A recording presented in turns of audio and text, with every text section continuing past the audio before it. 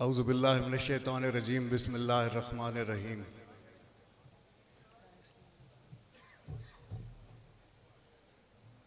अभी एक हदीस पाक है, वो मैं आपका फरमान पढ़ूंगा, आप मेरे पीछे पीछे पढ़िएगा और मकसद मैं आपको इसके इख्तिताम पे बताता हूँ। बिस्मिल्लाहिर्रहमानिर्रहीम। बिस्मिल्लाहि खैरिल अस्माए, बिस्मिल्लाहि रब्बिल अर्दि वस्समाए, बिस्मिल्लाहि अल्लज़ी ला यदुर्रु मा इस्मिही शैउन फिल अर्दि वला फिस समाए व हुवस समीउल अलीम।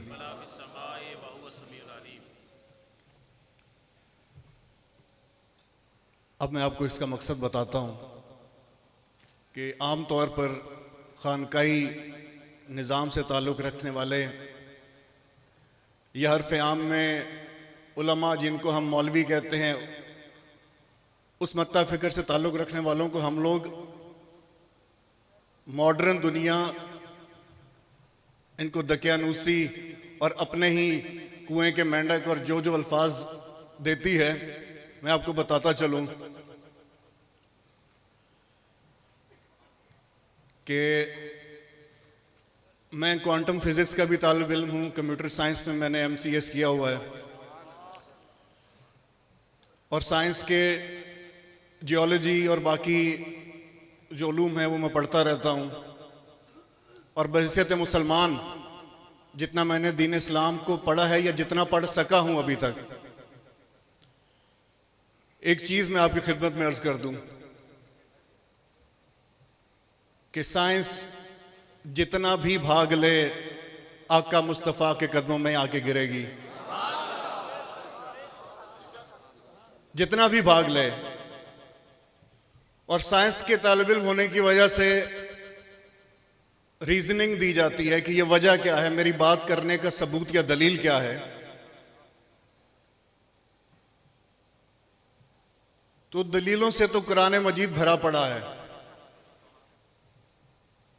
एक दलील डॉक्टर विलियम कीथ मूर की है, एम्ब्रियोलॉजी के डॉक्टर, दुनिया में बड़ा नाम। और सूरह अलग का तर्जमा जब पढ़ा, सर पकड़ के बैठ गया कि क्या वाकई ये 1400 साल पहले का कलाम है जो अब जाके जो है हमारे पे खुल रहा है।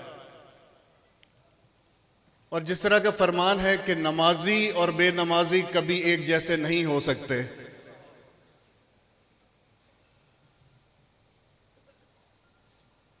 एक तो दर्जात का फर्क आ गया, इज्जो इनकसारी आ गई, भाईचारा, मेल जोल, बराबरी का सबक आ गया कि जब मस्जिद में कतार में खड़े होते हैं तो साथ वाला रेड़ा लगाता है, ये उसके मिल है। एक जैसी नमाज पढ़ेंगे, एक जैसा सजदा करेंगे।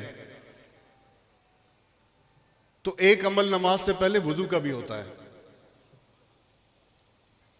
जो हदीस शरीफ मैंने पहले पढ़ी और आप लोगों ने मेरे साथ पढ़ी, उसका मफहूम ही यही है कि अल्लाह पाक का वो बाबरकत नाम है कि जिसमें इतनी बरकत और इतनी फजीलत है कि ज़मीन और आसमान मिल भी जाएं तो दरमियान में जितनी भी ज़मीन और आसमान की आफतें और बीमारियां अल्लाह ताला महफूज फरमाता है उस नाम के सदक़े में। आजकल कोरोना वायरस का हम जो सुन रहे हैं, कुछ लोग ज़्यादा डरे हुए हैं, कुछ लोग बिल्कुल नहीं डरे हुए। ये एक आफत है, आजमाइश है। तो जो नमाजी और नमाज ना पढ़ने वाला बराबर नहीं है, उसमें जो वुजू का अमल है, अब साइंस कह रही है कि दिन में 5 से 6 दफ़ा अगर हम अपने हाथ, मुंह और गर्दन को धोएंगे तो इस वायरस से महफूज रह सकते हैं।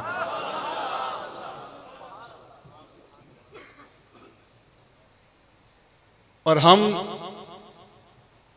जब से आका करीम का कलमा पढ़ने लगे हैं मुसलमान, अल्हम्दुलिल्लाह यही करते हैं। और मेरी तलकीन है आप सबको कि नमाज 5 वक्त की पढ़ें और इस नाचीज़ के लिए भी दुआ किया करें। और अभी स्टेज सेक्रेटरी ने मेरे भाई बताया कि आज एक लड़ी में परोने आए हैं, तो ऐसी बात नहीं है। लड़ी में तब परो दिए गए थे हम जब मक्का और मदीना के लोगों को भाई भाई मेरे आका करीम ने बनाकर इकट्ठे कर दिया था। सिर्फ उसकी याद दहानी के लिए इकट्ठे हुए हैं, सिर्फ उसकी याद दहानी के लिए इकट्ठे हुए हैं।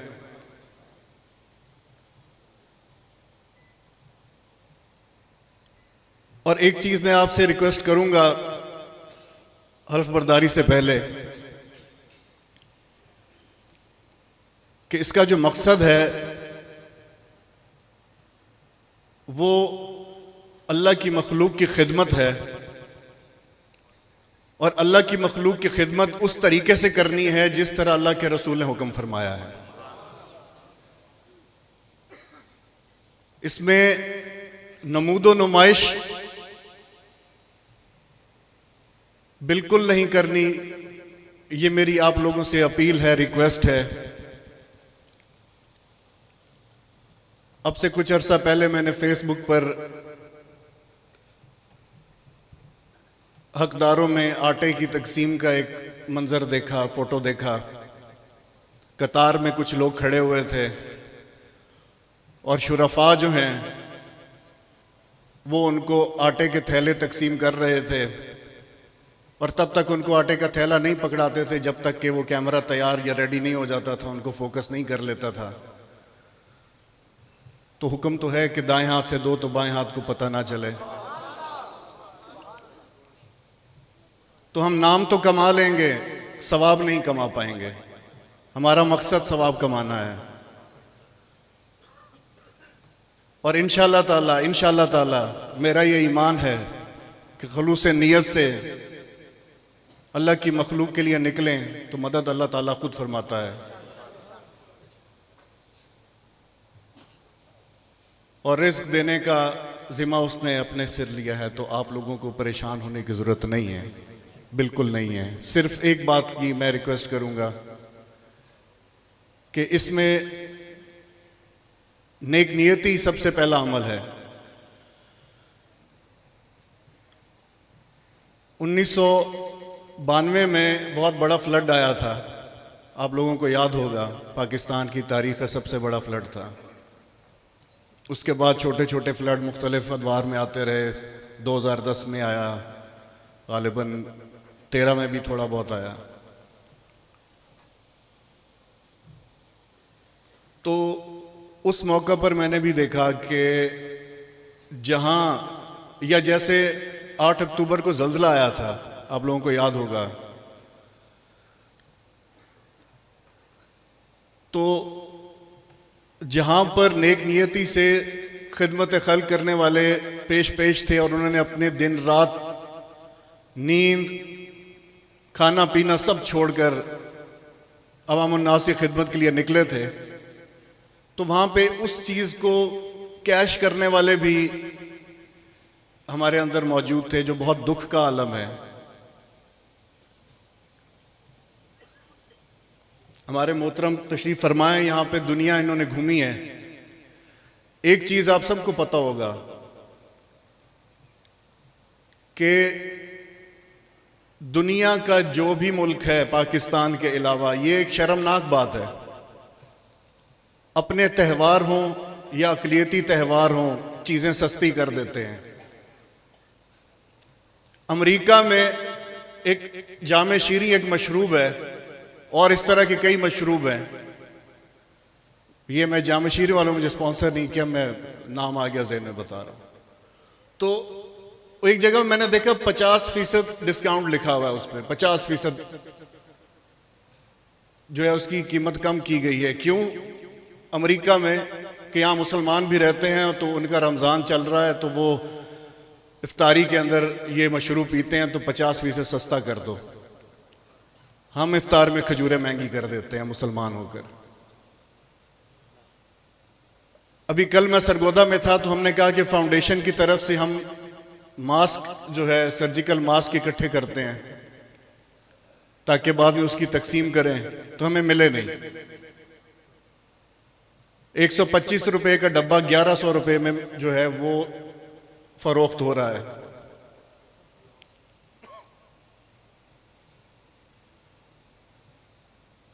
तो मेरा ये सवाल है कि हम क्या कमा रहे हैं? वो 1100 पर डब्बे के हिसाब से जो है वो कितने दिन चलेगा? क्या उसमें बरकत होंगी? और उसके बदले में हम ज़ख़ीरा अंदोज़ी से जो आका करीम ने मना फरमाया है, उसका क्या अज़ाब होगा? जमा तो हम कारोबारी हैसियत से करते हैं ना, जमा तफरीक करते हैं ना कैलकुलेटर निकाल कर, कि 50 की चीज अगर हम 650 में बेचेंगे तो 600 रुपए का तो फायदा हो जाएगा। उसका नुकसान कितना होगा वो हम नहीं सोचते, तो हम कामयाब कारोबारी नहीं हैं। मेरा एक और सवाल है, छोटा सा, बड़ा आम सी बात है। मैं कोई इतनी इल्मी गहरी बातें नहीं करता, ना मेरी समझ में आती हैं।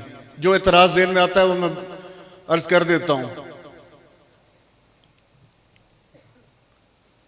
कि हराम की कमाई से नेक अमल किए जा सकते हैं क्या? जिस तरह नेक कमाई आप हराम पे भी नहीं लुटा सकते। आप ये नहीं कहें कि मेरे खून पसीने की कमाई है, जुए में उड़ा दूं, मेरी हलाल की कमाई है। आप बिल्कुल नहीं करेंगे। तो इस तरह की कमाई से क्या आपका हज या उम्रा होगा या ज़कात होगी? बिल्कुल नहीं होगी। अगर कमाया हलाल है तो खर्च भी हलाल करना है।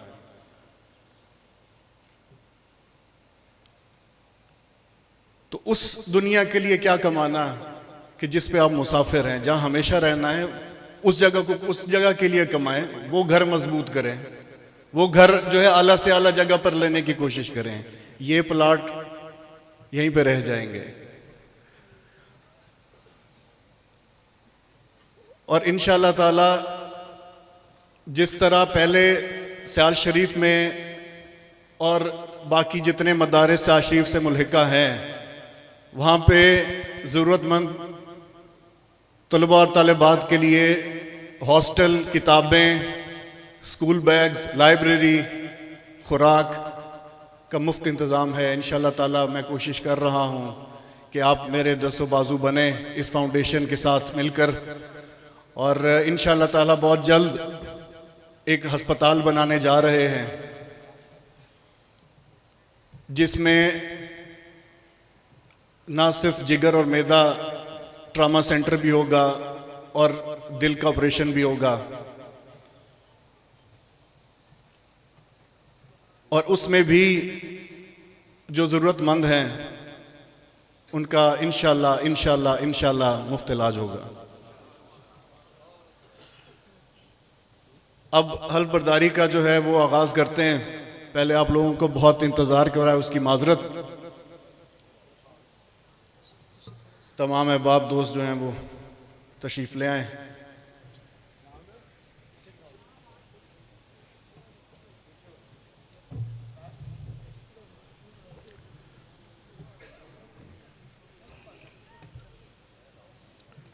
बिस्मिल्लाहिर्रहमानिर्रहीम। मैं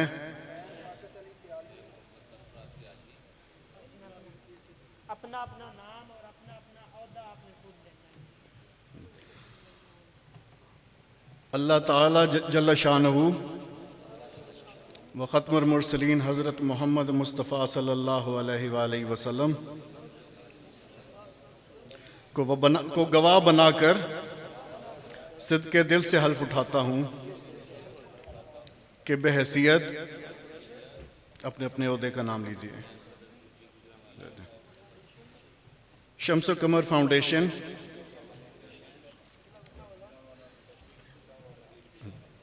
में अपने फ़राइज़ और कारहाय मनसबी पूरी ईमानदारी, अपनी इंतहाई सलाहियत और वफ़ादारी के साथ तंजीमी दस्तूर और पॉलिसी के मुताबिक सर अंजाम दूँगा। ये कि मैं दीन इस्लाम और अक़ीदा ख़त्म नबूवत व नामूस और रिसालत सल्लल्लाहु अलैहि वसल्लम पर किसी कुर्बानी से दरेग नहीं करूंगा कि मैं नेक नियति से पीर भाइयों के मसाइल के हल में जो हो सका करूंगा कि मैं अपने ज़ाती मफादात को तंजीमी अमूर और फैसलों पर असरअंदाज नहीं होने दूंगा कि मैं उन तमाम मामलात और मालूमात को अपनी हद तक रखूंगा जिसका इजहार तंजीम और आस्ताना साज शरीफ के मफाद के ख़िलाफ़ हो। अल्लाह ताला मेरा हामी और नासिर हो, आमीन। मुबारक कम और जिम्मेदारी ज़्यादा।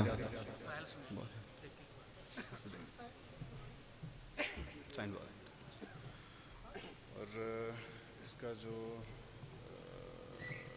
अच्छा ये बता दीजिएगा कि ये अभी हतमी नहीं है, ये शफल होगी कारकर्दगी की बिना पर। आप फरमा रहे हैं कि ये ऐलान, आप अभी नीचे रुके जी, आप सब की मुलाकात हो जाती है, वो एक शेड्यूल है, उसमें इंशाअल्लाह ताला जितने जिम्मेदारान की मुलाकात हो जाएगी। आपने ऐलान फरमाया है, जितने पीर भाई यहाँ मौजूद हैं आप सब ये ऐलान समात कर लें कि आज जो कबीना यहाँ पर हलफ उठा रही है, जिन्होंने उठाया है, ये तहसील गुजरांवाला और ज़िला गुजरांवाला की कैबिनेट है। इनका नोटिफिकेशन हुआ है 6 महीनों के लिए, मार्च, अप्रैल, मई, जून, जुलाई और अगस्त तक ये अपनी कारकर्दगी दिखाएंगे, पीर भाइयों को मुत्तहिद करेंगे, नई मेंबरशिप करेंगे, जो हुक्म होगा उसके मुताबिक अमल करेंगे। 6 महीने इनकी कारकर्दगी चेक होगी। अगर ये कारकर्दगी अच्छी दिखाएंगे तो आइंदा का नोटिफिकेशन जारी हो जाएगा, और अगर नहीं तो कोई एक बंदा, 2 बंदे या पूरी कैबिनेट जो है वो 6 महीने के बाद तब्दील कर दी जाएगी। ये ऐलान पहले से कर दिया है। यकीनन बेशुमार ऐसे अहबाब होंगे जो बहुत सलाहियत रखते हैं, जिनको आज जिम्मेदारी नहीं मिली होगी, लेकिन जब आप फाउंडेशन के साथ चलेंगे तो इंशाअल्लाह ताला जो काम करने वाला है वो हुजूर की निगाहों में भी आएगा और आगे फाउंडेशन के काम को हम बढ़ाएंगे भी।